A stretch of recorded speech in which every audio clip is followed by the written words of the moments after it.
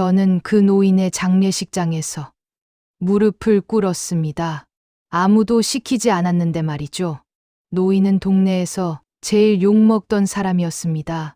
인사해도 대꾸 없고 아이들한테 소리나 지르고 솔직히 돌아가셨다는 소식 들었을 때 아무 감정이 없었어요. 아, 결국 혼자 그렇게 가셨구나. 그 정도였습니다. 그런데 우연히 그분 집을 정리하게 되었는데 정리하는 중에 낡은 수첩 하나를 발견했어요. 거기에 제 이름이 적혀 있었습니다. 그리고 그 옆에 이렇게 쓰여 있었어요. 손주 잘 키우는 사람. 다음에 힘들면 또 도와주기. 저는 그분한테 뭐라고 했는지 아세요? 왜 그렇게 사세요? 그렇게 소리 질렀어요. 그게 제가 그분한테 한 마지막 말이었습니다. 오늘은 그 이야기를 들려드리려고 합니다. 제가 어떻게 그분을 오해했는지, 그리고 장례식장에서 무릎을 꿇을 수밖에 없었던 이유를요. 저는 그분과 같은 골목에서 20년을 살았습니다. 매일 마주쳤고, 매일 피했어요. 인사해도 대꾸 없고, 아이들한테 고함이나 지르고, 쓰레기 버리는 것 가지고, 동네 사람들 망신 주고, 동네 단톡방에서는 맨날 그 노인 욕이 올라왔고, 저도 거기 동조했습니다. 아니, 동조한 정도가 아니에요. 저도 그분한테 직접 소리를 질렀어요. 그런데 장례식장에 들어서는 순간, 저는 제가 얼마나 잘못됐는지 뼈저리게 알게 됐습니다. 검은 옷을 입은 젊은이들이 빈소를 가득 메우고 있었어요. 어떤 아이는 눈이 퉁퉁 붓도록 울고 있었고, 어떤 청년은 영정사진 앞에서 어깨를 들썩이며 흐느끼고 있었습니다. 가족도 없다고 들었는데, 이 사람들은 대체 누구인가? 저는 멍하니 서 있을 수밖에 없었어요. 끝까지 들어주시면 아마 여러분도 한 사람쯤 떠오르실 겁니다. 매일 지나치면서도 한 번도 제대로 들여다보지 않았던 사람이요. 시작 전에 구독과 좋아요 눌러주시면 큰 힘이 됩니다.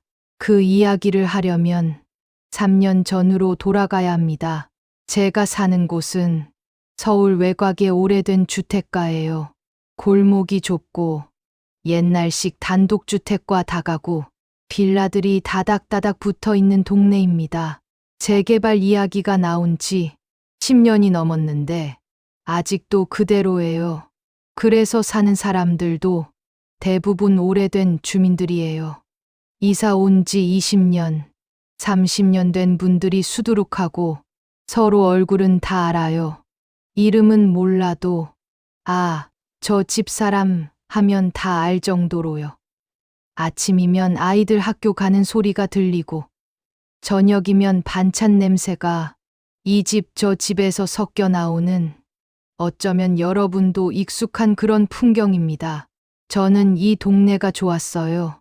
시끄럽고 복잡하지만 사람 냄새가 나는 곳이니까요. 그 골목 맨 끝에 모퉁이를 돌아서 조금 들어가면 허름한 단독주택이 한 채 있습니다. 담벼락에는 금이 가 있고 대문은 페인트가 벗겨져서 원래 무슨 색이었는지도 모르겠어요. 마당에는 화분 몇 개가 놓여 있었는데 그것도 제대로 관리가 안 돼서 잡초만 무성했습니다. 그 집에 혼자 사시는 노인이 한 분 계셨습니다. 동네 사람들은 그분을 뭐라고 불렀는지 아세요? 이름을 아는 사람이 별로 없었어요. 그냥 다들 그 까칠한 노인 또는 골목 끝 할아버지라고 불렀습니다. 저도 마찬가지였어요. 20년을 같은 골목에서 살면서 저는 그분 성함을 제대로 몰랐습니다. 장례식장 부고판에서 처음 봤어요. 그때 느낌이 어땠는지 아세요? 창피했습니다. 같은 골목에서 20년을 살았는데 이름 석자도 몰랐다는 게요. 처음 그분을 본 건 제가 이 동네로 이사 오고 얼마 안 됐을 때였어요. 골목에서 마주쳤는데 허리가 살짝 굽은 노인 한 분이 솜수레를 끌고 가고 계셨습니다. 저는 자연스럽게 인사를 드렸어요. 안녕하세요. 어르신 좋은 아침입니다. 그런데 돌아오는 반응이 없었습니다. 아예 못 들은 것처럼 그냥 지나가시더라고요. 귀가 안 좋으신가 싶었어요. 그래서 다음에 또 마주쳤을 때 좀 더 크게 인사를 드렸습니다. 어르신, 안녕하세요. 그때도 반응이 없었어요. 고개를 살짝 끄덕인 것 같기도 하고, 아닌 것 같기도 하고, 어쨌든 눈도 제대로 안 마주치고 휙 지나가 버리셨습니다. 세 번째, 네 번째도 마찬가지였어요. 어느 순간부터 저도 인사를 안 하게 됐습니다. 인사해봤자 돌아오는 게 없으니까 제 마음도 점점 다치더라고요. 그때까지만 해도 저는 그냥 성격이 좀 내성적인 분이시구나 정도로 생각했어요. 나이 드시면 그럴 수도 있지 않겠어요? 어르신들 중에 말수 적고 혼자 지내시는 분들 많잖아요. 그런 분이려니 했습니다. 그런데 동네 사람들 이야기를 듣다 보니까 생각이 바뀌기 시작했어요. 동네 슈퍼 앞에 벤치가 있거든요. 아침마다 아주머니들이 거기 모여서 수다를 떠세요. 저도 장 보러 가다가 가끔 거기 앉아서 이야기를 나누곤 했습니다. 그런데 그 자리에서 그 노인 이야기가 꼭 나와요. 누가 먼저 시작하는 것도 아닌데 자연스럽게 그 이야기로 흘러갑니다. 어휴, 어제 또 그 할아버지한테 한 소리 들었어요. 한 아주머니가 한숨을 쉬면서 말을 꺼냈어요. 왜요? 또 무슨 일 있었어요? 아침에 쓰레기 버리러 갔는데 봉투가 좀 찢어졌나 봐요. 내용물이 조금 흘렀거든요. 그걸 보더니 막 소리를 지르시는 거예요. 이게 뭐냐고. 왜 이렇게 지저분하게 버리냐고 애고. 또 그러셨어요? 그러게요. 내가 일부러 그런 것도 아니고 봉투가 찢어진 걸 어떡해요.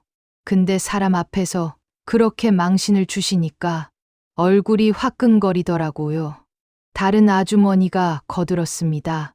그 할아버지 원래 그래요. 우리 동네 온 지 얼마나 됐는지 모르겠는데 예전부터 저랬대요. 젊었을 때도 성격이 안 좋았다고 하더라고요. 가족은 없나 봐요? 없는 것 같아요. 혼자 사시잖아요. 자식이 있는지 없는지도 모르겠고 찾아오는 사람을 본 적이 없어요. 그러니까 저렇게 되는 거 아니겠어요? 혼자 살면 성격이 괴팍해지잖아요. 저도 그 말에 고개를 끄덕였습니다. 그때는 정말 그렇게 생각했어요. 혼자 오래 살다 보니까 성격이 그렇게 된 거라고요. 가족도 없고 친구도 없고 그러니까 사람 대하는 법을 모르는 거라고요. 지금 생각하면 그게 얼마나 함부로 내린 판단이었는지 모릅니다. 저는 그분이 왜 혼자 사시는지, 가족이 정말 없는 건지, 있다면 왜 안 오시는 건지, 아무것도 모르면서 그냥 단정 지어버렸어요. 동네 사람들 말만 듣고 제 눈으로 본 것만 가지고요. 그 이후로 저는 그 노인을 원래 그런 사람으로 마음속에 넣어버렸습니다.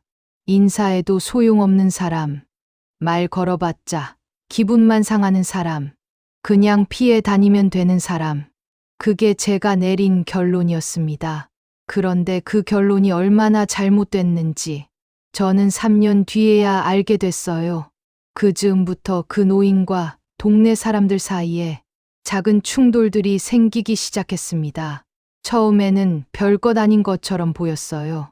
쓰레기 버리는 문제, 아이들 소음 문제, 골목에서 마주쳤을 때 비켜가는 문제 다 일상에서 흔히 생길 수 있는 일들이잖아요. 그런데 그 노인이 관여하면 일이 커졌습니다. 아이들이 골목에서 뛰어놀다가 조금 시끄러우면 그 노인은 창문을 벌컥 열고 소리를 지르셨어요. 시끄러워 죽겠네. 여기서 뛰어다니지 마. 아이들은 깜짝 놀라서 도망갔고 그 모습을 본 부모들은 기분이 나빴습니다. 아이들이 노는 건 당연한 건데 왜 그렇게 무섭게 소리를 지르냐는 거예요. 저도 같은 생각이었습니다. 우리 애가 그 할아버지 보면 벌벌 떤다니까요. 진짜 왜 저러고 사는지 모르겠어요. 동네 단톡방에도 그 노인 이야기가 자주 올라왔습니다. 누가 먼저랄 것도 없이 무슨 일만 생기면 그 노인 욕이 시작됐어요. 저도 가끔 거기 공감 버튼을 누르곤 했습니다. 직접 욕을 쓰지는 않았지만 속으로는 다들 하는 말에 동의하고 있었어요. 그때 저는 몰랐습니다. 그분이 왜 그렇게 행동하셨는지를요. 아이들이 뛰어다니던 그 골목, 거기가 어떤 곳인지 아세요? 내리막길이에요. 그것도 꽤 급한 경사로요. 차는 잘 안 다니지만 자전거나 킥보드를 타고 내려오면 속도가 꽤 붙습니다. 예전에 그 골목에서 아이가 자전거를 타다가 넘어져서 크게 다친 적이 있었대요. 저는 몰랐던 일이에요. 그 노인만 알고 계셨던 겁니다. 그분이 아이들한테 소리를 지른 건 미워서가 아니었어요. 또 그런 사고가 날까봐 무서웠던 거예요. 그런데 그 마음을 표현하는 방법이 서툴렀던 겁니다. 위험하니까 조심해라 라고 말하면 될 것을 그분은 시끄러우니까 하지 마라로 말씀하셨어요. 마음은 따뜻했는데 말이 거칠었던 거예요. 저는 그걸 몰랐습니다. 동네 사람들도 몰랐고요. 우리는 그냥 들리는 대로, 보이는 대로만 판단했어요. 왜 그러시는지 한 번도 물어보지 않았습니다. 지금 생각하면 그게 제일 마음이 아파요. 한 번만, 딱 한 번만 어르신, 왜 그러세요? 라고 물어봤으면 어땠을까요?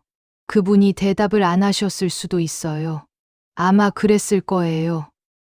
하지만 적어도 저는 물어보려고 노력은 했을 거잖아요. 그런데 저는 그 노력조차 안 했습니다. 그게 얼마나 후회되는지 모릅니다. 그리고 그 작은 충돌들은 점점 더 커져갔습니다. 하지만 진짜 갈등은 그때부터 시작이었습니다. 그해 여름이었어요. 장마가 끝나고 본격적인 무더위가 시작될 무렵이었습니다. 새벽 5시 반쯤이었을 거예요. 저는 원래 일찍 일어나는 편이거든요. 나이가 드니까 잠이 없어져서 해 뜨기 전에 눈이 떠집니다. 그날도 새벽에 일어나서 집안일 좀 하다가 쓰레기를 버리러 나갔습니다. 분리수거하는 날이었거든요. 골목 입구에 분리수거장이 있어요. 거기까지 걸어가는데 한 5분쯤 걸립니다. 그 시간에는 아직 어둑어둑해요. 가로등 불빛만 켜져 있고 사람들은 대부분 자고 있을 시간이지요. 분리수거장에 도착했는데 누가 먼저 와 계셨더라고요. 가로등 불빛 아래서 뭔가를 하고 계셨어요. 가까이 가서 보니까 그 노인이셨습니다. 저는 속으로 아휴했어요. 솔직히 마주치고 싶지 않았거든요. 그래서 슬쩍 떨어진 곳에 제 쓰레기를 내려놓고 빨리 가려고 했습니다. 그런데 그 노인이 뭘 하고 계셨는지 아세요? 다른 사람들이 버린 쓰레기 봉투를 열어서 분리수거가 안 된 것들을 다시 분류하고 계셨어요. 페트병 라벨 떼고 비닐이랑 플라스틱 나누고 종이 따로 모으고 새벽부터 그걸 하고 계셨던 거예요. 저는 그때 어떤 생각을 했는지 아세요? 저 양반은 진짜 할 일이 없나? 그랬습니다. 지금 생각하면 정말 부끄러운 생각이에요. 그분이 왜 그러시는지 한 번도 생각 안 해봤어요. 그냥 이상한 사람, 유별난 사람으로만 봤습니다. 그러고 며칠 뒤에 일이 터졌습니다. 그날 아침, 동네 아주머니 한 분이 분리수거를 하러 나오셨어요. 그 아주머니는 맞벌이에 아이가 셋이에요. 아침마다 전쟁이지요. 아이들 밥 먹이고, 옷 입히고 학교 보내고 본인도 출근 준비하고 그러다 보면 쓰레기 분리수거까지 신경 쓸 여유가 없을 때도 있잖아요. 그날도 그랬나 봐요. 급하게 봉투를 들고 나왔는데 분리가 제대로 안 됐던 거예요. 페트병에 라벨이 그대로 붙어 있고 비닐이랑 플라스틱이 섞여 있고 그 아주머니도 알고 있었을 거예요. 근데 시간이 없으니까 일단 내려놓고 가려고 했던 거지요. 그때 그 노인이 나타나셨습니다. 아니, 이게 뭐요? 노인의 목소리가 골목에 울렸습니다. 그 아주머니가 화들짝 놀라서 돌아봤어요. 페트병의 라벨은 왜 안 떼었소? 비닐이랑 플라스틱은 왜 섞어놨어? 이러면 수거 안 해가는 거 몰라요? 아주머니 얼굴이 빨개졌습니다. 아, 제가 좀 바빠서요. 나중에 다시 정리할게요. 바쁘긴 뭐가 바빠. 이게 한두 번이야? 맨날 이 모양이잖아. 아주머니가 울컥했나 봐요. 목소리가 떨리더라고요. 아니, 어르신, 말을 좀 곱게 하시면 안 돼요? 제가 일부러 그런 것도 아니고 사람이 바쁘면 그럴 수도 있는 거잖아요. 바쁜 건 다 바빠. 나도 바쁘고 저 집도 바쁘고 근데 왜 당신만 맨날 이래?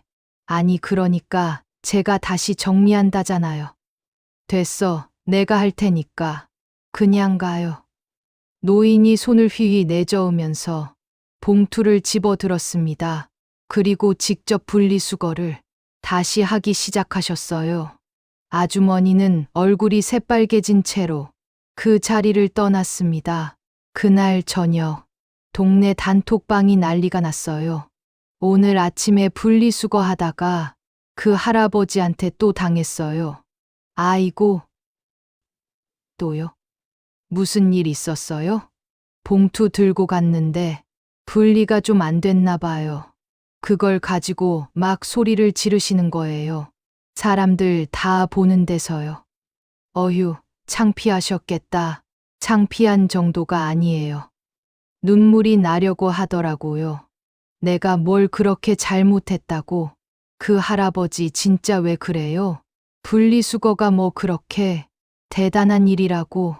그러게요. 남 일에 왜 그렇게 참견이야. 저도 그 대화를 보면서 혀를 끌끌 찼습니다. 분리수거 좀 안 됐으면 그냥 넘어가면 될 것을 왜 사람 앞에서 망신을 주냐고요. 저도 속으로 그 노인을 욕했어요. 그런데 지금 생각하면요. 그 노인이 왜 그렇게 예민하셨는지 이해가 가요. 그분은 매일 새벽에 나와서 분리수거장을 정리하셨거든요. 다른 사람들이 대충 버린 것들을 분류하고 라벨 떼고 비닐 따로 모으고 그걸 몇 년을 하셨던 거예요. 아무도 시키지 않았는데 혼자서요. 왜 그러셨을까요? 분리수거가 제대로 안 되면 수거 차량에서 안 가져가거든요. 그러면 며칠씩 쓰레기가 쌓여 있어요. 여름에는 냄새가 나고 벌레가 꼬이고 그게 싫으셨던 거예요. 동네가 지저분해지는 게요. 근데 그 마음을 그분은 제대로 표현을 못 하셨어요. 내가 매일 새벽에 정리하는 거 힘들다. 제발 좀 잘 버려달라. 이렇게 말씀하시면 될 것을 그분은 그냥 화를 내셨어요. 말이 거칠고 표정이 무서우니까 사람들은 마음을 몰랐지요. 저도 몰랐습니다. 그때는요. 그리고 또 한 번 일이 터졌어요. 이번에는 아이들 문제였습니다. 그해 여름방학이었어요. 아이들이 학교를 안 가니까 낮에도 골목에서 놀았거든요. 자전거 타고, 킥보드 타고, 공 차고 시끌벅적했지요. 저희 골목 중간에 내리막길이 있어요. 아까도 말씀드렸지만 꽤 급한 경사예요. 아이들이 거기서 자전거를 타면 속도가 엄청 붙습니다. 스릴이 있으니까 아이들이 좋아하지요. 근데 솔직히 좀 위험해요. 내리막길 끝에 큰 길이 나오거든요. 차가 많이 다니는 길은 아닌데 그래도 가끔 차가 지나가니까요. 그날도 아이들이 거기서 자전거를 타고 있었어요. 대여섯 명이 모여서 누가 더 빨리 내려가나 경주를 하고 있었습니다. 깔깔대면서 웃고 떠들고 평화로운 풍경이었어요. 그때 그 노인이 집에서 나오셨습니다. 손수레를 끌고 어디 가시려던 참이었나 봐요. 그런데 아이들이 자전거 타는 걸 보시더니 갑자기 소리를 지르셨어요. 야, 거기서 자전거 타지 마. 아이들이 깜짝 놀라서 브레이크를 잡았어요. 자전거가 끼익 하고 섰습니다. 그러다 다쳐. 당장 내려와.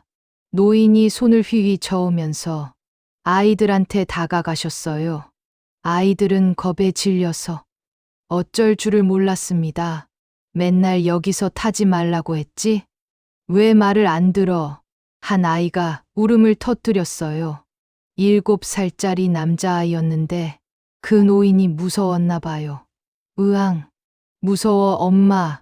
다른 아이들도 슬금슬금 자전거를 끌고 도망갔습니다. 그 모습을 누가 봤는지 아세요? 우는 아이 엄마가 봤어요. 멀리서 뛰어오더니 아이를 얼싸안았습니다. 아니, 어르신, 애들한테 왜 그렇게 소리를 질러요? 위험하니까 그러지. 위험하면 말을 좀 곱게 하시면 안 돼요? 어른이 왜 애들한테 그래요? 곱게 말해서 들을 놈들이면 내가 소리를 지르겠어? 아니, 지금 뭐라고요? 분위기가 험악해졌습니다. 아이 엄마 목소리가 점점 높아졌고 노인도 물러서지 않으셨어요. 결국 다른 주민들이 나와서 말리고 나서야 상황이 끝났습니다. 그날 저녁에는 단톡방이 더 난리가 났어요. 우리 애가 그 할아버지 때문에 트라우마가 생겼어요. 진짜 너무하네요. 아이들한테 어떻게 그래요? 경찰에 신고해야 하는 거 아니에요? 아동학대 아니에요? 이게 관리사무소에 민원 넣읍시다. 저도 그 글들을 보면서 걱정이 됐어요. 우리 손주도 그 골목에서 노는데 혹시 그 노인한테 뭐라고 들으면 어쩌지? 그런 생각이 들었습니다. 그리고 그때부터 저도 본격적으로 그 노인을 피하기 시작했어요. 골목에서 보이면 다른 길로 돌아가고 분리수거도 그 노인이 안 나오는 시간에 가고 마주치는 일 자체를 최대한 줄였습니다. 그런데 피해 다니는 것도 한계가 있더라고요. 어느 날 저녁이었어요. 저는 손주를 데리고 산책을 나갔습니다. 저녁 먹고 소화도 시킬 겸 동네 한 바퀴를 돌았어요. 손주가 5살이었거든요. 손잡고 천천히 걸었습니다. 그런데 골목을 돌아서는 순간 그 노인과 딱 마주쳤어요. 노인도 산책을 나오셨던 것 같아요. 손에는 작은 비닐봉투를 들고 계셨습니다. 아마 슈퍼에서 뭘 사오신 것 같았어요. 저는 순간 멈칫했습니다. 피하고 싶었는데 너무 가까웠어요. 못 본 척하기도 애매하고 그래서 그냥 고개만 살짝 숙이고 지나가려고 했어요. 그런데 손주가 저를 올려다보면서 물었습니다. 할머니, 저 할아버지 누구야? 아이 목소리가 꽤 컸어요. 그 노인한테도 들렸을 거예요. 저는 당황해서 손주 손을 잡아 끌었습니다. 응, 그냥 동네 사는 분이야. 가자. 그때 노인이 잠깐 멈추셨어요. 우리 쪽을 보시는 것 같았어요. 저는 눈을 마주치지 않으려고 고개를 돌렸습니다. 그리고 빠르게 그 자리를 지나쳤어요. 등 뒤로 노인의 발걸음 소리가 멀어져 갔습니다. 저는 그때 무슨 생각을 했는지 아세요? 휴, 다행이다. 아무 말 안 하시네. 그랬어요. 지금 생각하면요. 그 노인이 그때 어떤 기분이셨을까요? 같은 동네에서 20년을 살았는데 이웃이 손주한테 그냥 동네 사는 분이라고 하면서 피해가는 거예요. 얼마나 서운하셨을까요? 아니, 서운한 것도 아니었을지도 몰라요. 이미 익숙하셨을지도요. 평생 그렇게 살아오셨으니까 저는 그분이 외로우셨을 거라고는 한 번도 생각 안 해봤어요. 그냥 혼자 사니까 편하실 거라고만 생각했지요. 근데 사람이 혼자 사는 게 편해서 그러겠어요? 외로워서, 외로운데 어쩔 수 없어서 그러는 거지요. 그 노인도 사람이었어요. 인사받으면 기분 좋고, 무시당하면 서운하고, 혼자 있으면 외로운 사람이었어요. 근데 저는 그분을 사람으로 안 봤어요. 그냥 피해야 할 대상으로만 봤습니다. 그리고 그런 일들이 쌓이고 쌓이면서 저는 점점 더 그 노인을 미워하게 됐어요.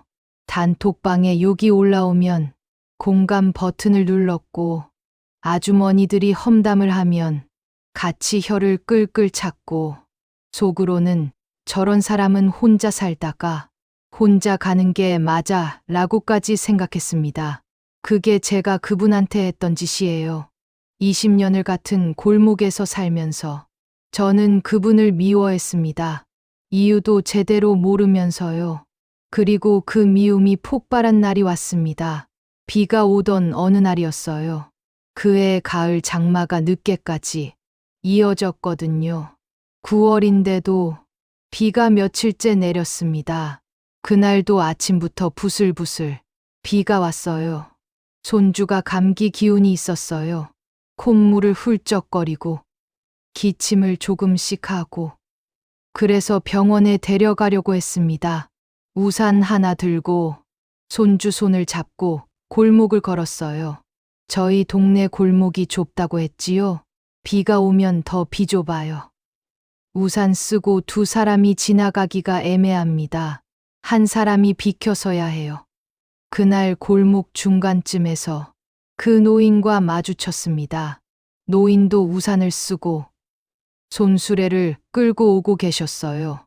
마주 보고 걸어오는 상황이었습니다. 골목이 좁으니까 둘 중 하나가 비켜야 했어요. 저는 손주를 데리고 있으니까 제가 비키기가 좀 그랬어요. 아이 우산이 작아서 비켜서면 아이가 비를 맞을 것 같았거든요. 그래서 그냥 직진했습니다. 노인이 비켜주시겠지 하고요. 근데 노인도 비키지 않으셨어요. 그대로 걸어오셨습니다. 결국 우산 끝이 부딪혔어요. 우산살이 서로 엉켰다가 풀리면서 제 우산에서 빗물이 손주한테 튀었습니다. 아이고! 저도 모르게 소리가 나왔어요. 손주 머리에 빗물이 떨어졌거든요. 감기 기운이 있는 아이한테요. 그때 노인이 말씀하셨습니다. 앞 좀 보고 다니시오. 왜 막 걸어와? 순간 제 안에서 뭔가가 터졌어요. 그동안 쌓였던 것들이 한꺼번에 올라왔습니다. 아니, 어르신 저한테 왜 그러세요? 제 목소리가 높아졌어요. 손주가 놀라서 저를 올려다봤습니다. 저도 비키려고 했어요. 근데 애가 비 맞을 것 같아서 그랬잖아요. 어르신이 좀 비켜주시면 안 됐어요? 뭐? 내가 왜 비켜? 아니, 맨날 그러시잖아요. 인사해도 대꾸도 안 하시고 사람들한테 맨날 화만 내시고 왜 그렇게 사세요? 대체 제가 그 말을 했어요. 왜 그렇게 사세요? 그 말을요. 노인이 잠깐 저를 보셨어요. 비에 젖은 얼굴로요. 눈이 마주쳤는데 그 눈빛이 어땠는지 아세요? 화난 것도 아니었고 서운한 것도 아니었어요. 그냥 아무 감정이 없는 것 같았어요. 익숙하다는 듯이요. 노인은 아무 말도 안 하셨어요. 그냥 손수레를 돌려서 다른 쪽으로 가셨습니다. 비를 맞으면서요. 저는 그 뒷모습을 보면서 한 번도 미안하다는 생각을 안 했어요. 오히려 속이 시원했습니다. 그래, 한마디 해야 속이 풀리지. 손주가 제 손을 잡아당겼어요. 할머니, 왜 화났어? 응, 아니야. 할머니 화 안 났어. 가자. 저는 그렇게 말하고 병원으로 갔습니다. 그날 있었던 일은 금방 잊어버렸어요. 아니, 잊어버리려고 했습니다. 근데요. 지금 생각하면요. 그날 제가 한 말이 그분한테 마지막 말이 됐어요. 왜 그렇게 사세요? 그게 제가 그분한테 한 마지막 말입니다. 그리고 그 후로 몇 달 뒤 그분은 돌아가셨어요. 저는 그 몇 달 동안 그분을 한 번도 안 마주쳤어요. 아니, 마주치지 않으려고 피해 다녔습니다. 그리고 부고 소식을 들었을 때도 아무 감정이 없었어요. 근데 장례식장에 갔을 때 저는 알게 됐습니다. 제가 그분한테 얼마나 잔인했는지를요. 그날 이후로 저는 그 노인을 완전히 지워버렸습니다. 피해 다니는 정도가 아니었어요. 아예 없는 사람 취급을 했습니다. 골목에서 멀리 보여도 못 본 척했고, 누가 그 노인 이야기를 꺼내면 대화에 끼지 않았어요. 관심조차 주지 않았습니다. 그렇게 몇 달이 흘렀어요. 가을이 가고 겨울이 왔습니다. 그 해 겨울은 유난히 추웠어요. 한파가 며칠씩 이어지고 눈도 많이 왔습니다. 골목마다 빙판이 생겨서 어르신들이 다니기 힘들었지요. 저도 겨울에는 바깥 활동을 줄였어요. 날이 추우니까 집에만 있게 되더라고요. 손주도 감기가 달고 살아서 외출을 자제했습니다. 그러다 보니 동네 사람들을 만날 일도 줄었어요. 슈퍼 가는 것도 뜸해지고 산책도 안 하고 그냥 집에서 뉴스나 보고 손주 돌보고 그렇게 지냈습니다. 그 노인을 마지막으로 본 게 언제였는지 기억도 안 나요. 아마 비 오던 날 부딪힌 게 마지막이었을 거예요. 그 후로는 정말 한 번도 못 봤습니다. 아니, 안 본 거겠지요. 피해 다녔으니까요. 그리고 그해 겨울이 끝나갈 무렵이었습니다. 어느 날 오후 슈퍼에 들렀다가 뜻밖의 소식을 들었어요.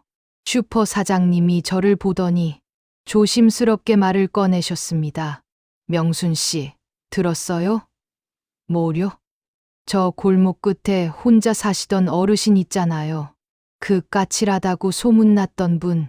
저는 순간 멈칫했어요. 그 노인 이야기였거든요. 그분이 왜요? 어젯밤에 돌아가셨대요. 심장이 쿵했습니다. 근데 그게 슬퍼서 그런 건 아니었어요. 그냥 놀라서 그랬습니다. 갑자기 들으니까요. 아, 그래요? 응. 혼자 계시다가 그냥 가셨나 봐요. 발견된 게 오늘 아침이래요. 아이고, 저는 그 말을 듣고도 별다른 감정이 없었어요. 솔직히 말하면요. 속으로 이런 생각을 했습니다. 아, 그래, 결국 혼자 그렇게 가셨구나. 그게 다였어요.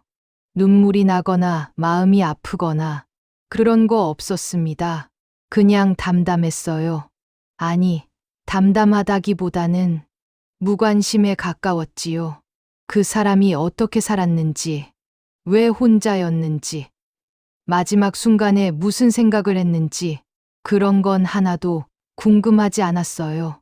저한테는 그냥 동네에서 제일 욕먹던 노인이 죽었다. 그 정도였습니다. 근데 집에 돌아오는 길에 이상하게 마음 한구석이 허전하더라고요. 매일 피해 다녔는데 막상 그 사람이 없어지니까 뭔가 빈 것 같은 느낌이었어요. 미워했던 사람인데 이상하게 허전했습니다. 그게 무슨 감정인지 저도 잘 모르겠어요. 그날 저녁 동네 단톡방에 부고 소식이 올라왔습니다. 골목 끝 어르신 돌아가셨대요. 아, 그 까칠한 분? 네, 어젯밤에요. 아이고. 그래도 안 됐네요. 장례식은 어디서 해요? 평화장례식장이래요. 내일 발인이고 누가 가요? 우리라도 가야 하나? 저도 그 대화를 보면서 생각했어요. 가야 하나, 말아야 하나. 솔직히 가기 싫었습니다. 그 사람 장례식에 왜 가야 하나 싶었어요. 그동안 받은 스트레스 생각하면 그냥 안 가도 될 것 같았습니다. 근데 이상하게 마음이 걸리더라고요. 같은 골목에서 20년을 살았는데 마지막 인사도 안 하고 보내면 좀 그런 것 같았어요. 미운 정도 정이라고 하잖아요. 아무리 싫어했어도 그래도 이웃인데 향 한 번 피우는 게 도리인 것 같았습니다. 그래서 다음 날 장례식장에 갔어요. 몇몇 동네 분들이랑 같이 갔습니다. 다들 저처럼 그래도 이웃인데 하는 마음이었나 봐요. 크게 슬프거나 그런 건 아니었고 그냥 마지막 인사 정도 하려고 간 거였습니다. 장례식장 가는 길에 우리끼리 이런 얘기를 했어요. 가족이 없으니까 빈소가 썰렁하겠다. 그러게요. 누가 상주를 하는 거래요? 동사무소에서 처리한다고 들었어요. 무연고자 장례라고 아이고. 그래도 불쌍하네요. 불쌍하긴 뭐가 불쌍해요. 평생 사람들한테 그렇게 했는데 그 말에 저도 속으로 동의했습니다. 평생 그렇게 사람들한테 못되게 굴었으니까 혼자 가시는 것도 당연한 거라고요. 그런데요. 장례식장 문을 열고 들어서는 순간 저는 눈을 의심했습니다. 빈소가 사람들로 가득 차 있었어요. 검은 옷을 입은 사람들이 빼곡하게 서 있었습니다. 젊은 사람들이 많았어요. 20대, 30대로 보이는 청년들, 그리고 학생처럼 보이는 아이들까지 낯선 얼굴들이었습니다. 동네에서 한 번도 본 적 없는 사람들이었어요. 그리고 그 사람들이 울고 있었습니다. 어떤 청년은 영정사진 앞에서 고개를 푹 숙이고 어깨를 들썩이고 있었어요. 어떤 여자아이는 눈이 퉁퉁 붓도록 울어서 눈을 제대로 못 뜨고 있었습니다. 어떤 중년 여성은 손수건으로 얼굴을 가린 채 훌쩍이고 있었어요. 저는 멍하니 서 있었습니다. 이게 뭐지? 입에서 저도 모르게 그 말이 나왔어요. 가족이 없다고 했잖아요. 찾아오는 사람이 없다고 했잖아요. 동네에서 욕만 먹던 사람이라고 했잖아요. 근데 이 사람들은 누구예요? 왜 이렇게 많이 와서? 왜 이렇게 울고 있는 거예요? 같이 간 동네 분들도 당황한 표정이었습니다. 서로 얼굴을 쳐다보면서 이게 뭐야? 하는 눈빛을 주고받았어요. 저는 그 자리에 서서 한참을 그 광경을 바라봤습니다. 그리고 그때 한 가지 생각이 들었어요. 내가 뭔가 잘못 알고 있었구나. 그 생각이 드는 순간 가슴이 철렁 내려앉았습니다. 저는 그 노인에 대해서 아무것도 몰랐어요. 이름도 몰랐고, 어디서 오셨는지도 몰랐고, 뭘 하던 분인지도 몰랐고, 왜 혼자 사시는지도 몰랐어요. 그냥 겉으로 보이는 것만 보고, 들리는 것만 듣고, 그걸로 그 사람 전부를 판단해 버렸습니다. 근데 여기 이 사람들은 다른 걸 알고 있는 거예요. 제가 모르는 그 노인을 알고 있는 거예요. 그래서 우는 거겠지요. 저는 그 순간 제가 너무 부끄러웠습니다. 왜 그렇게 사세요? 제가 그분한테 했던 말이 떠올랐어요. 비 오던 날 제가 소리 질렀던 그 말이요. 그 말이 얼마나 잔인한 말이었는지 그제야 알 것 같았습니다. 저는 그분이 왜 그렇게 사는지 한 번도 물어본 적이 없어요. 진짜로 궁금해서 물어본 게 아니라 화가 나서 던진 말이었잖아요. 비난이었지. 질문이 아니었어요. 근데 여기 이 사람들은 알고 있는 거예요. 그분이 왜 그렇게 살았는지를요. 저는 그 자리에서 다리에 힘이 풀렸습니다. 주저앉고 싶었어요. 근데 사람들이 많아서 그러지는 못했습니다. 그냥 벽에 기대서 한참을 서 있었어요. 그리고 그때 한 여성이 저희 쪽으로 다가왔습니다. 혹시 신월동에서 오셨어요? 중년의 여성이었어요. 눈가가 빨갛게 부어 있었습니다. 많이 우셨나 봐요. 네, 맞아요. 저희가 그 골목 주민들이에요. 아, 그러시구나. 여성이 고개를 끄덕였습니다. 그리고 저를 보면서 말했어요. 저는 세빛보육원 원장입니다.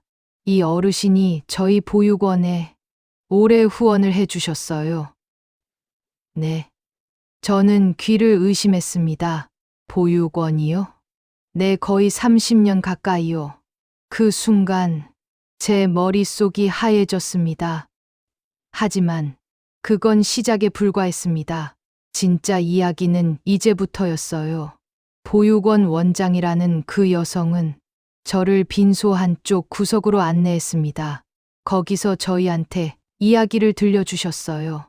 이 어르신이 저희 보육원에 처음 오신 게 한 30년 전이에요.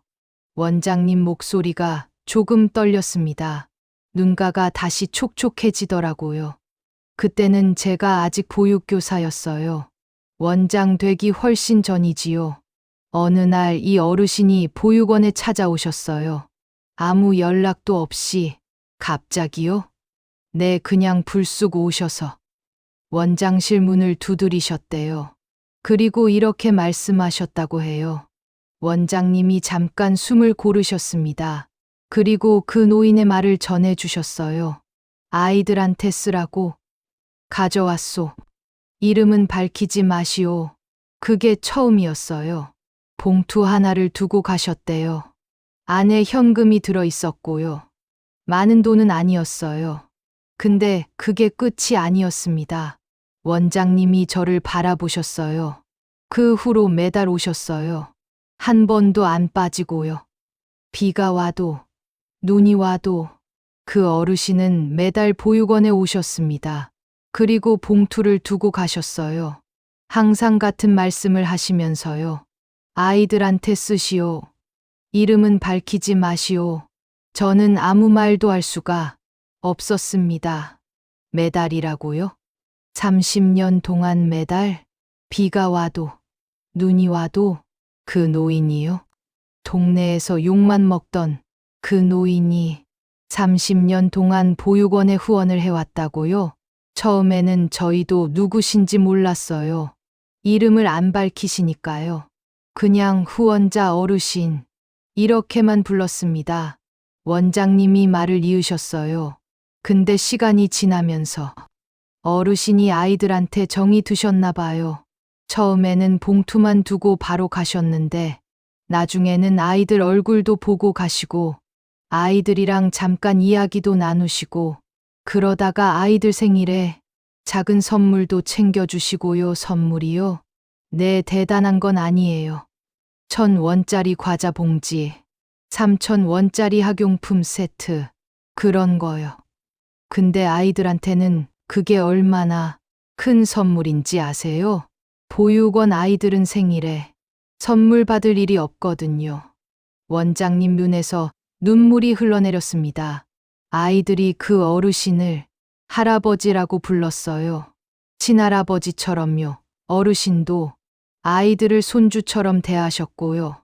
졸업할 때는 용돈도 챙겨주시고, 취직하면 축하한다고 밥도 사주시고, 그렇게 30년을 하셨어요. 저는 그 말을 듣는 동안 머릿속이 하얘졌습니다. 그 노인이요? 아이들한테 고함 지르고 무섭게 굴던 그 노인이요? 그분이 보육원 아이들한테 할아버지라고 불렸다고요? 그래서 오늘 아이들이 다 온 거예요. 원장님이 빈소를 둘러보셨습니다. 검은 옷을 입고 우는 청년들, 눈이 퉁퉁 부은 아이들, 여기 있는 사람들, 대부분이 저희 보육원 출신이에요.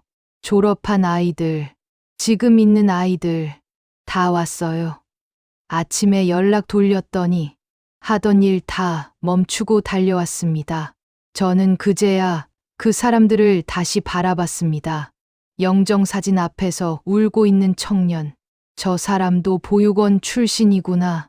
손수건으로 얼굴 가리고 있는 여자아이. 저 아이도 보육원 아이구나. 저 사람들한테 그 노인은 그냥 동네 까칠한 할아버지가 아니었던 거예요. 진짜 할아버지 같은 분이었던 거예요. 어르신이 왜 보육원을 후원하셨는지, 저도 처음에는 몰랐어요. 원장님이 조용히 말씀하셨습니다. 나중에 알게 됐는데요. 어르신 본인도 어린 시절에 고아원에서 자라셨대요. 네. 부모님을 일찍 여의셨다고 하더라고요. 전쟁통에요. 그래서 어린 시절을 고아원에서 보내셨대요. 힘들게 자라셨지요. 근데 그때 고아원 원장 선생님이 잘 돌봐주셨나 봐요. 그 은혜를 평생 잊지 못하셨던 거예요. 저는 숨이 막히는 것 같았습니다. 그 노인도 고아였다고요? 부모 없이 자랐다고요? 어르신이 그러셨대요. 나도 받았으니까 나도 줘야지 하셨대요. 본인이 어렸을 때 받은 걸 이제 다른 아이들한테 돌려주고 싶다고요. 원장님이 저를 바라보셨어요. 근데 어르신이 부자가 아니셨어요. 아시잖아요. 그 작은 집에서 혼자 사셨잖아요. 연금이랑 노인 일자리 월급으로 사셨어요. 그 돈에서 아끼고 아껴서 매달 저희한테 오신 거예요. 저는 그 순간 떠올랐어요. 그 노인이 새벽마다 솜수레를 끌고 다니던 모습이요. 뭘 하시는 건가 했는데 노인 일자리 하시는 거였나 봐요. 폐지 줍는 거였을 수도 있고요. 그 돈으로 본인은 허름한 집에서 혼자 사시면서 보육원 아이들한테는 매달 후원금을 보내셨던 거예요. 제가 뭐라고 했었지요? 왜 그렇게 사세요? 제가 그분한테 그렇게 말했었잖아요. 그분은 그렇게 사셨던 거예요. 아이들을 위해서요. 평생 그렇게 사셨던 거예요. 그때 다른 사람이 다가왔습니다. 검은 양복을 입은 중년 남자였어요. 혹시 신월동 주민분들이세요? 네, 맞아요. 저는 신월동 주민센터 직원입니다. 동사무소 직원이라고 하셨어요. 저는 그분 얼굴을 본 적이 있었습니다. 동사무소 가면 가끔 보이던 분이에요. 이 어르신 장례 처리를 저희가 맡게 됐는데요. 무연고자라서요. 아, 네. 그런데 말씀드릴 게 있어서요. 직원분이 잠깐 주위를 둘러보시더니 조심스럽게 말씀하셨습니다. 이 어르신이요. 저희 동네에서 어려운 집들 많이 도와주셨어요. 네. 저는 또 귀를 의심했습니다. 전기요금이나 가스요금이 밀린 집 있잖아요. 그런 집들 몰래 대신 내주신 적이 여러 번 있어요. 그걸 어떻게 저한테 오셔서 그러셨어요. 신월동의 요금 밀린 집 있으면 알려달라. 내가 대신 낼 테니까. 이름은 절대 밝히지 마라 하셨어요. 저는 머릿속에서 무언가가 스쳐갔습니다. 몇 년 전 일이 떠올랐어요. 그해 겨울이 유난히 추웠는데 저희 집 전기요금이 밀렸었어요. 손주 병원비가 많이 나갔던 달이었거든요. 그래서 전기요금을 못 냈는데 정전 예고 통지가 왔었어요. 얼마나 막막했는지 몰라요. 한겨울에 전기가 끊기면 어떡하나, 손주가 추워서 어떡하나. 눈앞이 캄캄했습니다. 그런데 며칠 뒤에 동사무소에서 연락이 왔어요. 착오가 있었던 것 같다. 요금이 정리됐다. 그러더라고요. 저는 그때 뭔가 이상하다 싶었는데 그냥 내가 잘못 알았나 보다 하고 넘겼습니다. 혹시 그때 저희 집도요? 제 목소리가 떨렸어요.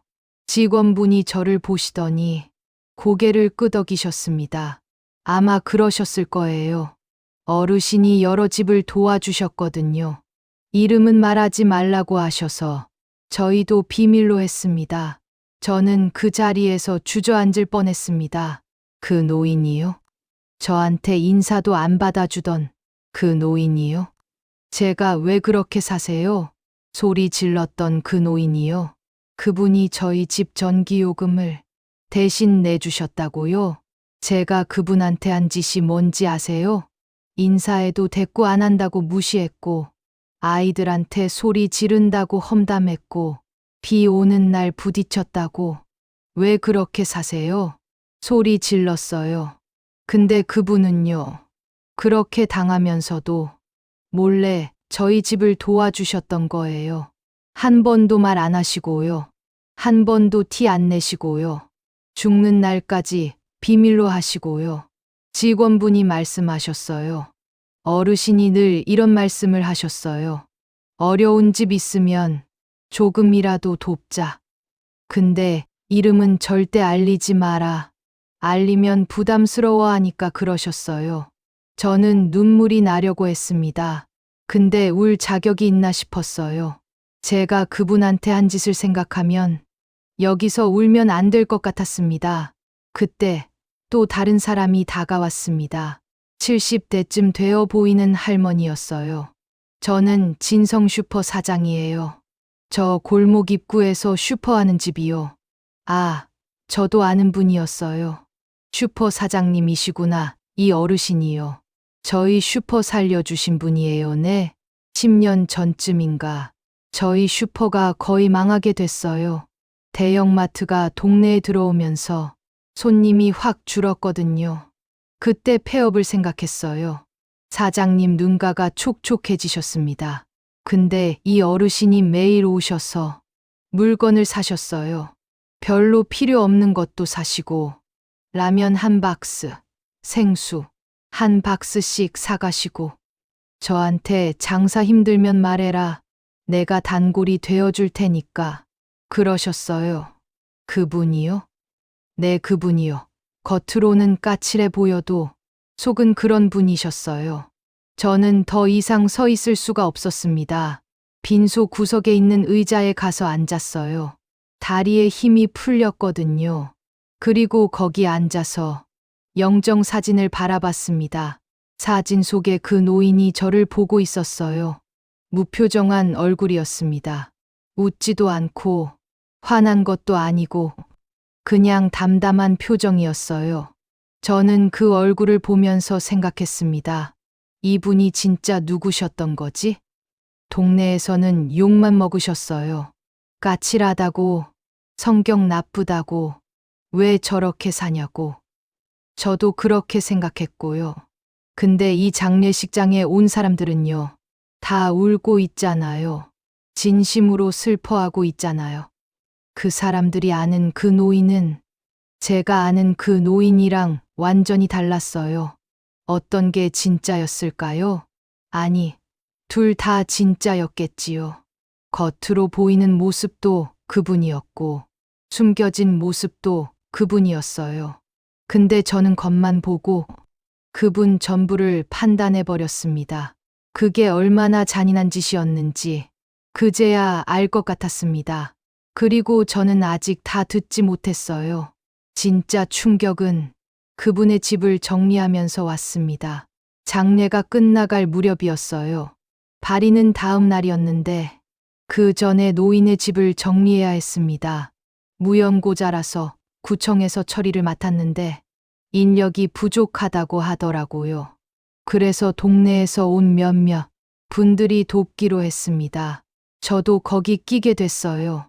솔직히 말하면 처음에는 망설였습니다. 그 노인 집에 들어간다는 게 좀 꺼림칙했거든요. 살아계실 때도 피해 다녔는데 돌아가신 후에 집까지 들어가야 하나 싶었어요. 근데 장례식장에서 들은 이야기들이 자꾸 머릿속에 맴돌았습니다. 보육원 후원, 전기요금 대납, 슈퍼 살리기 등등. 그분이 어떤 분이었는지 조금은 알게 됐으니까 마지막 정리라도 도와드려야겠다는 생각이 들었어요. 그래서 다음 날 아침 그 집에 갔습니다. 골목 끝 그 허름한 집이요. 담벼락에 금 가구, 대문 페인트 벗겨진 그 집. 저는 20년 동안 그 집 앞을 수백 번은 지나갔을 거예요. 근데 안에 들어가 본 건 그날이 처음이었습니다. 대문을 열고 들어가니까 작은 마당이 나왔어요. 화분 몇 개가 놓여 있었는데 거기 심긴 게 뭔지 아세요? 상추랑 고추였어요. 텃밭처럼 가꿔 놓으셨더라고요. 잡초가 무성하다고 생각했는데 가까이서 보니까 채소였어요. 혼자 드시려고 키우셨나 봐요. 현관문을 열고 안으로 들어갔습니다. 집 안이 어떨 거라고 생각하셨어요? 저는 솔직히 지저분할 줄 알았어요. 혼자 사시는 어르신이고 집도 낡았으니까. 근데 아니었어요. 깔끔했습니다. 물건이 별로 없었어요. 거실에 작은 밥상 하나, 낡은 TV 하나, 옷장 하나, 그게 전부였어요. 방 하나, 부엌 하나, 화장실 하나, 아주 작은 집이었는데 그 안에 물건이 정말 없었습니다. 가난하게 사셨구나 싶었어요. 근데 그냥 가난한 게 아니었어요. 일부러 아끼면서 사셨던 거였어요. 나중에 알게 됐는데 그렇게 아끼신 돈을 다 보육원이랑 이웃 돕는 데 쓰셨던 거예요. 본인은 이렇게 사시면서요. 집 안을 둘러보는데 마음이 이상하더라고요. 무겁기도 하고 먹먹하기도 하고 이 좁은 집에서 혼자 밥 드시고 혼자 TV 보시고 혼자 주무셨을 그 시간들이 떠올랐어요. 얼마나 외로우셨을까요? 저는 그분이 까칠하고 무뚝뚝하니까 혼자 사는 게 편하실 줄 알았어요. 근데 이 집을 보니까 편해서 혼자 사신 게 아니었구나 싶었습니다. 그냥 혼자일 수밖에 없었던 거예요. 정리를 시작했습니다. 옷장을 열었는데 옷이 몇 벌 없었어요. 낡은 점퍼 2개, 바지 몇 벌, 속옷 몇 장, 그게 전부였습니다. 계절마다 입을 옷을 최소한으로만 갖고 계셨더라고요. 부엌을 열었는데 거기도 마찬가지였어요. 냄비 하나, 프라이팬 하나, 밥그릇 하나, 국그릇 하나, 혼자 드시는 거니까 하나씩만 있었어요. 반찬통에는 김치랑 된장이 들어 있었는데 아마 며칠 전에 드시던 거겠지요. 정리하면서 자꾸 마음이 무거워졌습니다. 이렇게 사셨구나. 이렇게 아끼면서 사셨구나. 그때 방 한쪽 구석에 있는 낡은 서랍장이 눈에 들어왔어요. 나무로 된 오래된 서랍장이었는데 페인트가 거의 다 벗겨져 있었습니다. 서랍이 3개 달린 작은 장이었어요. 같이 정리하던 분이 그 서랍을 열었습니다. 이거 뭐야? 그분이 저를 불렀어요. 가서 봤더니 서랍 안에 봉투들이 가득 들어 있었습니다. 누런 봉투들이 묶음으로 정리돼 있었어요. 고무줄로 묶어서 가지런히 세워 놓으셨더라고요. 봉투마다 뭔가가 적혀 있었습니다. 저는 봉투 하나를 꺼내서 봤어요. 삐뚤빼뚤한 글씨였습니다. 볼펜으로 쓴 글씨인데 손이 떨리셨는지 글씨가 많이 흔들려 있었어요. 근데 또박또박 정성껏 쓰신 게 느껴졌습니다. 세빛보육원 장학금 2019년 3월, 그렇게 적혀 있었어요. 다른 봉투를 꺼냈습니다. 신월동 김순자 전기요금 2020년 1월, 또 다른 봉투 신월초등학교 불우이웃 돕기 2018년 12월, 또 다른 봉투 동네 놀이터 그네 교체 기부 2017년 5월, 봉투가 수십 개였어요. 아니, 100개가 넘었을지도 몰라요. 서랍 3개가 다 봉투로 가득 차 있었습니다. 저는 그 봉투들을 하나하나 꺼내면서 읽었어요. 손이 떨렸습니다. 전부 기부 기록이었어요. 언제, 어디에, 얼마를 냈는지 적어 놓으신 거였습니다. 그리고 빈 봉투들도 있었는데 그건 앞으로 할 기부를 계획해 놓으신 것 같았어요. 세빛보육원 졸업생 취업 축하금 예정, 신월동 경로당, 난방비 지원 예정, 이렇게요. 돌아가시기 전까지 계획을 세워 놓으셨던 거예요. 앞으로도 계속 도우실 생각이셨던 거예요. 저는 그 봉투들을 보면서 눈물이 났습니다. 참으려고 했는데 참아지지가 않았어요. 이분이 얼마나 성실하게 사셨는지 이 봉투들이 말해주고 있었어요. 한 푼 두 푼 아껴서 기록해놓고 계획 세워서 꾸준히 나누셨던 거예요. 아무도 몰래요. 아무한테도 자랑 안 하시고요. 그때 설아, 맨 아래에서 작은 수첩이 나왔습니다. 낡은 수첩이었어요. 표지가 닳아서 원래 무슨 색이었는지도 모르겠더라고요. 저는 조심스럽게 그 수첩을 펼쳤습니다. 거기에 사람 이름들이 적혀 있었어요. 동네 사람들 이름이었습니다. 이름 옆에 짧은 메모가 적혀 있었어요. 진성 슈퍼 박사장. 작년 겨울 장사 힘들어 했음. 물건 많이 사주기. 영인의 아이 셋. 맞벌이. 바빠서 분리수거 힘들어함. 대신 정리해주기. 골목 중간 최씨 아주머니. 허리 안 좋음. 눈 오면 앞길 치워주기. 저는 그 메모들을 읽으면서 소름이 돋았어요. 이분이 동네 사람들을 지켜보고 계셨구나. 누가 힘들고, 누가 아프고, 누가 바쁜지 다 알고 계셨구나. 근데 아무 말도 안 하셨어요. 그냥 조용히, 몰래 도와주셨던 거예요. 그리고 수첩을 넘기다가 저는 제 이름을 발견했습니다. 아랫집 강명순 제 이름이었어요. 제 이름 옆에 이렇게 적혀 있었습니다. 손주 잘 키우는 사람. 비 오는 날도 손주 학원 데려다 줌. 애 많이 사랑함. 전기요금 밀렸을 때 도와줌. 다음에 힘들면 또 도와주기.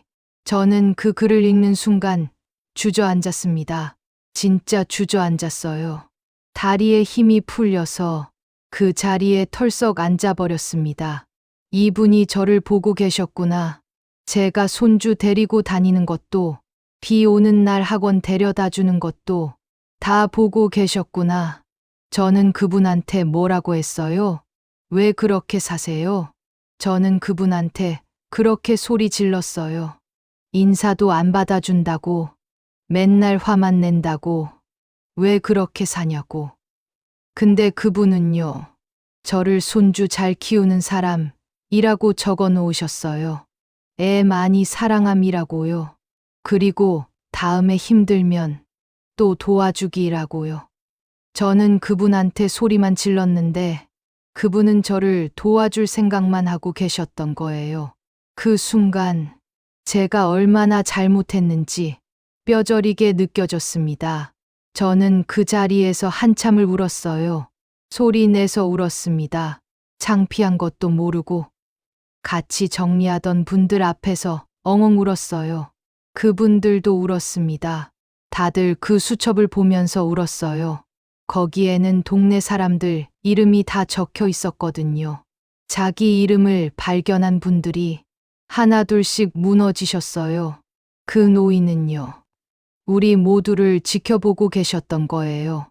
우리는 그분을 욕하고 피하고 무시했는데 그분은 우리를 걱정하고 도와주고 응원하고 계셨던 거예요. 죽는 날까지요. 아무 말 없이요. 저는 그날 그 집에서 나오면서 하늘을 올려다봤습니다. 회색 하늘이었어요. 구름이 잔뜩 끼어 있었습니다. 저는 속으로 말했어요. 어르신, 죄송합니다. 정말 죄송합니다. 근데 그 말이 무슨 소용이 있겠어요. 이미 가신 분한테요. 저는 그날 인생에서 제일 큰 후회를 했습니다.